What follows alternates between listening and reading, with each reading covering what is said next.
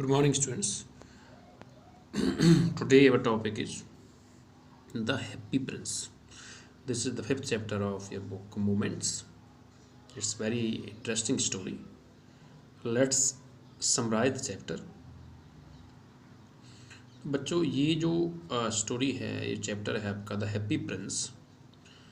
ये काफ़ी message giving है और इसका जो थीम है वो बहुत अच्छा है।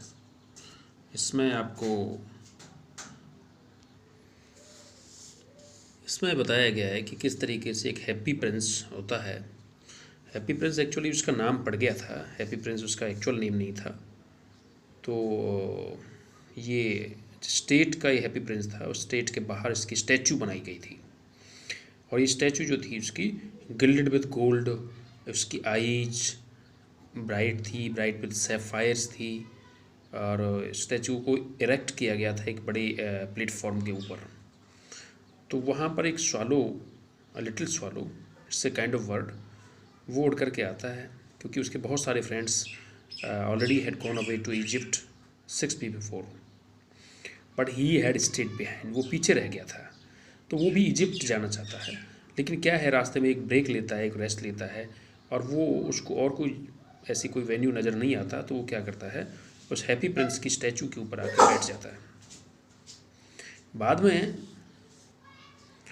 जो वो क्या करता है, he sat down between the feet of the statue, वो बैठ जाता है। और ये काफ़ी ठंडी रात थी, लेकिन कुछ देर बाद जैसे ही वो उसमें बैठता है तो उसके ऊपर कुछ ड्रॉप्स गिरती हैं, water drops. He was shock to know कि अभी बादल नहीं है, आसमान में कोई बादल नहीं है, तो फिर ये ऐसे कैसे, ये पानी कहाँ से गिर रहा है। उसे लगा कि हो सकता है it was illusion of him, कि मेरे मन का एक वहम होगा, ऐसा कुछ नहीं है। कुछ देर बाद फिर से ड्रॉप गिरती है और फिर तीसरी ड्रॉप गिरती है। तो उसने ध्यान से देखा कि जो स्टैचू था उसकी आंखों से आंसू बह रहे थे, tears coming out of the eyes of that happy Prince statue. He was shocked how it happened, statue कैसे रो सकती है। तो स्टैचू उसको कहती है कि when I was alive I had a human heart. Statue ने बोला, I didn't know what the tears were, मुझे पता नहीं था कि टीयर्स यानी आंसू क्या होते हैं, दुख क्या होता है, परेशानी क्या होती है। लेकिन जब मैं मर गया तो मेरी स्टैचू बनाई गई और यहाँ इस ऊंचे प्लेटफॉर्म पर मुझे इरेक्ट कर दिया गया। जब मैं जीवित था तो मुझे हैप्पी प्रिंस कहते थे, क्योंकि मैं दुख, दर्द और परेशानी को जानता ही नहीं था। लेकिन जब मुझे यहाँ खड़ा कर दिया गया तो मैं देख सकता हूँ कि मेरे शहर में बहुत सारे लोग दुखी हैं और इसके बावजूद मुझे पूरा गिल्डेड कर दिया है गोल्ड से, मुझे कवर कर दिया है गोल्ड लेयर से। तो swallow swallow my little swallow, I wish, मैं ये चाहता हूँ कि तुम जाओ और मैं यहाँ से देख सकता हूँ कि एक सीमस्ट्रेस यानी एक टेलर लेडी जो कि बहुत ज़्यादा सैड है, उदास है, परेशान है, उसका बच्चा है, उसको फीवर है, उसके अपने बच्चे का वो ट्रीटमेंट नहीं करा सकती। आप ऐसा करिए, मेरी स्वॉर्ड यानी मेरी जो तलवार है उसकी जो मूठ है उसमें एक रूबी है जो बहुत प्रेसियस है, इस रूबी को निकाल करके आप जा करके सीम स्ट्रेस को दे दो। स्वालो ऐसा ही करता है। वो वैसे कहता है कि I have to go to Egypt because my friends had already gone away, but जब प्रिंस उससे रिक्वेस्ट करता है तो रुक जाता है और वो उस रूबी को वहाँ दे करके आता है। नेक्स्ट डे जब स्वालो जाने लगता है तो हैप्पी प्रिंस उससे फिर रिक्वेस्ट करता है कि swallow swallow little swallow please listen to me and do one of my favour. तो वो क्या करता है, उससे फिर रिक्वेस्ट करता है कि bring my sapphires from one of my eye. और इसको क्या करना, एक प्ले राइट है, जो लेखक है वो लिखता है, वो बहुत गरीब है, वो पैसे की कमी की वजह से अपना ये राइटिंग वर्क पूरा नहीं कर पा रहा है। तो स्वालो ऐसा ही करता है। फिर उसके बाद जब स्वालो लौट के आता है और वो इजिप्ट जाने की कहने लगता है तो फिर उसको प्रिंस कहता है, swallow swallow little swallow please listen to me, do me one favour.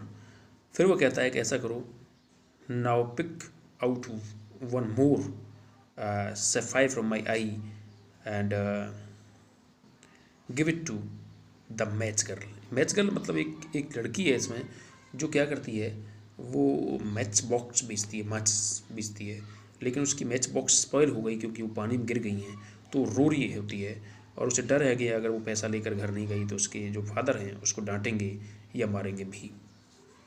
तो फिर उसे हेल्प करने के लिए हैप्पी प्रिंस कहता है, नेक्स्ट डे फिर वो रिक्वेस्ट करता है स्वालो से कि swallow swallow little swallow please do me one favour, आप ऐसा करिए पूरे शहर का एक चक्कर लगाइए। तो शहर में जब वो उड़ता है तो वो देखता है कि बहुत सारे लोग शहर में ऐसे हैं जो खुशियाँ मना रहे होते हैं, लेकिन एक तरफ उस शहर की एक तस्वीर है जहाँ बहुत लोग गरीब हैं जिनके पास खाने को कुछ नहीं है। तो हैप्पी प्रिंस अब क्या होता है, जब सारी लेयर्स उसकी जो गोल्डन लेयर्स थी, गोल्डन इसमें आप देखें सैफायर्स थी, रूबी थी, वो सब प्लक आउट कर देता है स्वालो उसके कहने पर, तो बहुत ही डल एंड ग्रे हो जाता है। अब स्वालो क्या है, वो सोचता है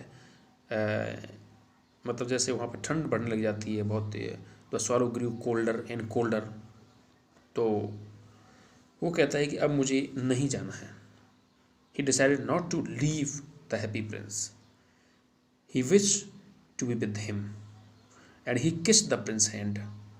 और फिर क्या होता है, क्योंकि बहुत ज़्यादा ठंड होती है और ठंड की वजह से ही डाइड। तो ये इसका पूरा ब्रीफ समरी है। इसका जो थीम है वो बहुत अच्छा है, वो आपको समझना है। थीम इसका ये है कि we should never waste the money in constructed memorials, expensive memorial. And second theme इसका निकल के आता है कि we should try to help the needy. I think to help the needy is the biggest kind of service to humanity. ये इसका theme है जो बहुत अच्छा है। I hope you have understood it and will try out to read out the chapter properly in detail. Thank you. Have a nice day.